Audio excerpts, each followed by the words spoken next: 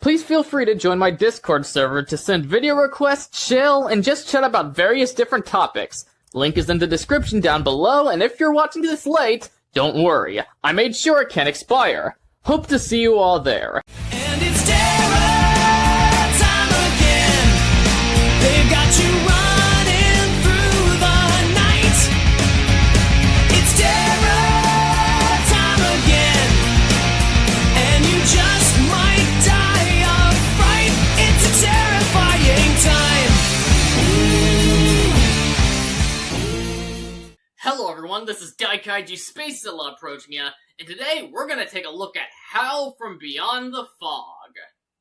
Many of you are probably thinking, SpaceZilla, this isn't a Toho Kaiju movie, get your ass back to that or kill yourself!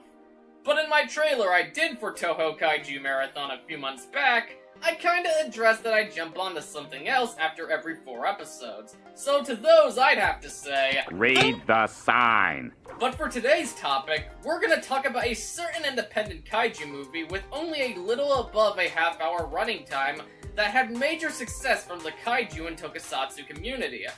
It all started in the year 2007 when a fan of kaiju movies went out of their way to make one of their own and sent it to the crew. And from that point on, the company thought to make a film based off this project, which eventually evolved into a Kickstarter around 2017, with the effects said to be by legendary artist Keizu Murase. Said campaign being revealed at the Japan Expo in France that already had plenty of kaiju and tokusatsu fans to catch the attention of. The Kickstarter was a success, reaching 150 of its goal, so more was able to be put into the project than what was needed. After a teaser trailer of the film's monster, Nebuda, was shown off in the year 2019, an unfinished version of the movie was revealed at G-Fest. Those who went to see it, such as Titan Goji, were rather pleased to say the least, even stating it had potential to be one of the most beautiful films in the kaiju genre. Shortly after, Howl from Beyond the Fog was a finished production, and the final version was finally available at the Atami Kaiju Film Festival that very year, and the community was quite satisfied with it to say the least. Though it certainly is a piece of kaiju media only hardcore fans are aware of outside of a obvious small few that either watched the film or just knows what it is, it's praised to a maximum level, with plenty of fans putting it on par with some of the best kaiju movies like Gojira and the Gamera trilogy. So I'm gonna be a minority here, but I was slightly underwhelmed with Howl. Now before you show up at my place with your pitchforks crucifying my testicles, I want to make it clear that I do like Howl from Beyond the Fog. To give some context on what got me to watch it as soon as I have, me and my brother were at our local Walmart checking out their bin of movies, and saw the DVD lying around for only $7.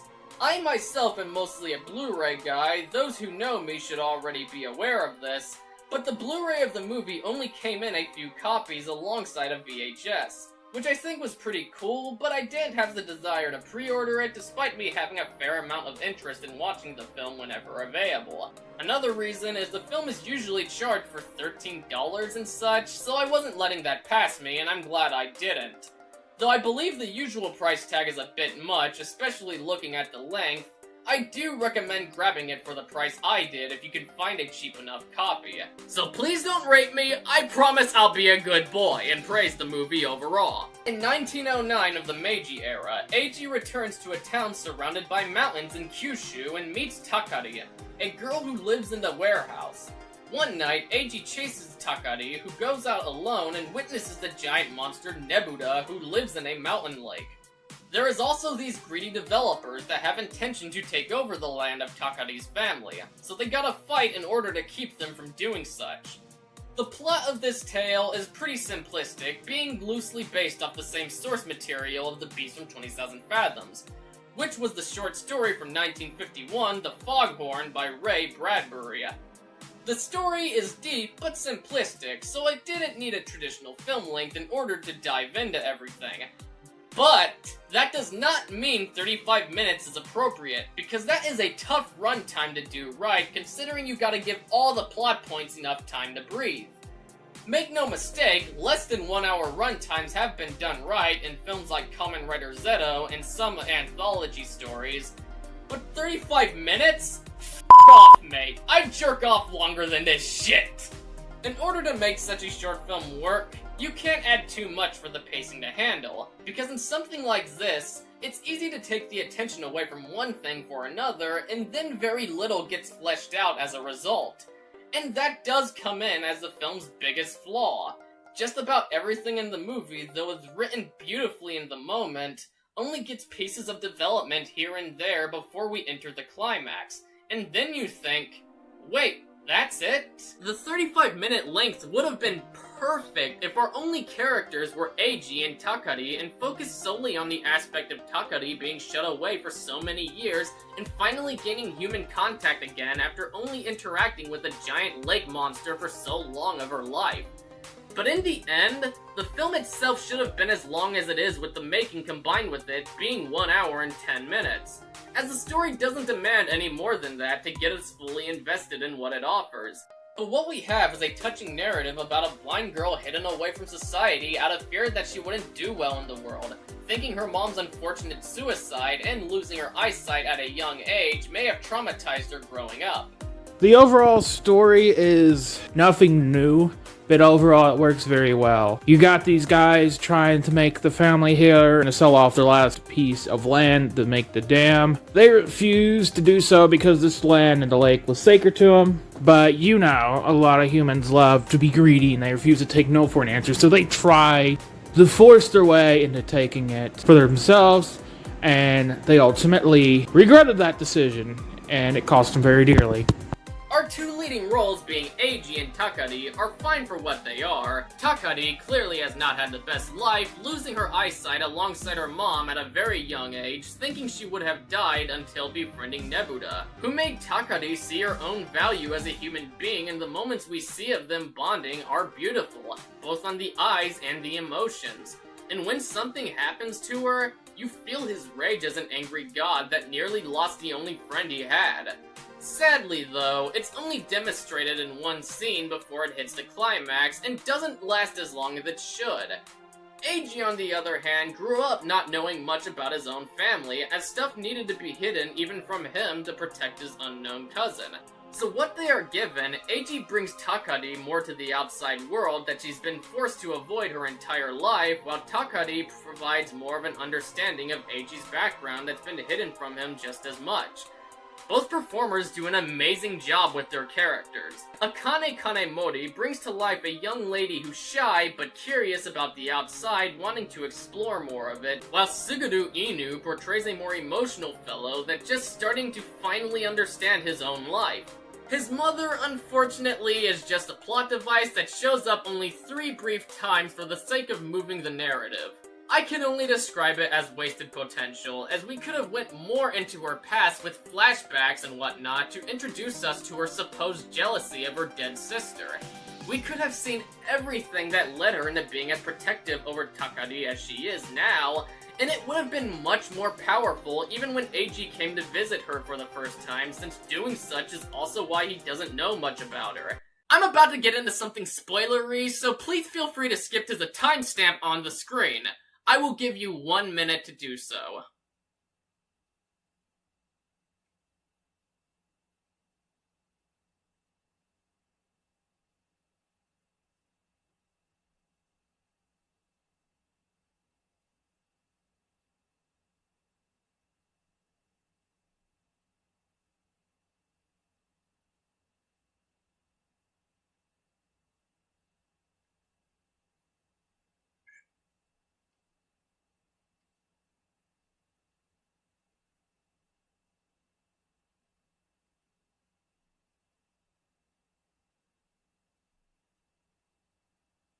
Alright, so you're clearly meant to give a damn about her, since when she's dying during the ruckus Nebuda and the antagonist of the story are causing, it's treated in a very emotional manner. I get that this is Eiji's mother we're talking about, so in his and Takari's case, it's sad. But you get the feeling you're supposed to care more than you actually do. But on a positive note, you get the vibe from the actress that she's wise and only doing what she thinks is best for her family. I got family. There's all kinds of family, Brian. Disrespecting my whole family. And now you found your family with these drift nuts. The villains of the movie are as basic as they come. They're just the usual evil businessmen that plans to take something that doesn't belong to them for the sake of profit, and that's where their depth ends. You don't really feel much anger towards them when they're doing their selfish acts because you don't really care. And when the guys gets what's coming to them, you don't get the satisfaction the creators probably had in mind. This brings me to another supernatural kaiju film set in a similar era named Daikaiju. There, you witnessed a corrupt government abusing its people and just taking stuff that didn't belong to them. You had a chance to get to know these people and grow the dark emotions you were meant to get that made the Majin's attack a complete joy to watch as he slaughtered every single one of them. Here, though, I won't act like we didn't get any example of them being evil.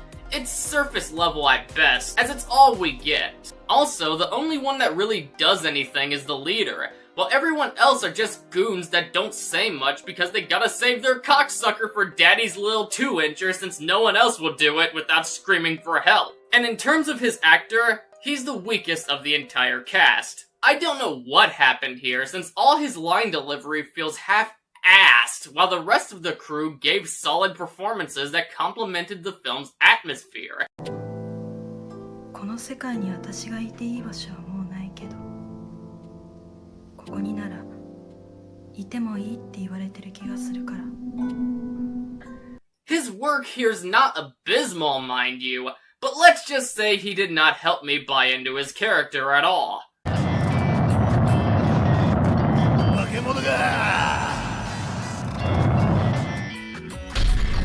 The emotionless facial expressions of the puppets when the characters are talking throw me off. However, though, the voice actors for these characters do a phenomenal job on every part of this movie. Visually speaking, Howl from Beyond the Fog is quite the spectacle. I won't lie, the puppets creeped me out for a bit, but after gaining acceptance for the technique, I realized that they enhanced the style of the movie, making it extra unique. Then you got the land that is already a joy to look at in of itself, shot with stunning choreography, and with the fog added, it makes it such a joy to stare at. You don't even get the feeling these are just tiny puppets, as their size feels quite human in the environments around them due to good cinematography. The visuals are absolutely creepy, and yet beautiful at the same time, especially in the parts where you see Nebula in the fog. It's incredible. This was a very ambitious production, being the first kaiju film to use an all-around puppet human cast with monster effects still being the traditional suitmation and miniatures, and they are extremely pleasing to look at. Nebula is a neat little kaiju that has a Loch Ness Monster vibe, but doesn't go without standing his own, with a semi-creepy face and sympathetic nature to add on. For a movie of Godzilla's budget, these would look good, but nothing special. But for a film created from the budget of a Kickstarter, they look top-notch, and the fact they'd even be impressive for a more expensive film really says a lot for the talent that went into them. To be honest, on a detail scale, they'd still look incredible, as the beast looks like a prehistoric monster, and there's never a missed detail in the face or any part of his body. This just goes to show that though budget size may have a bit to do with the quality of effects brought to screen, what matters most is the talent of the artist who creates them. I was surprised to find that the roar is actually original for Nebula.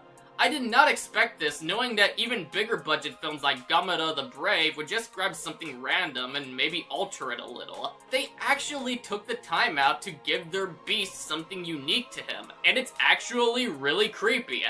To make the sound more powerful, they don't overuse it, so when he's going on his rampage to get the bad guys, it adds to the emotion that he's obviously pissed.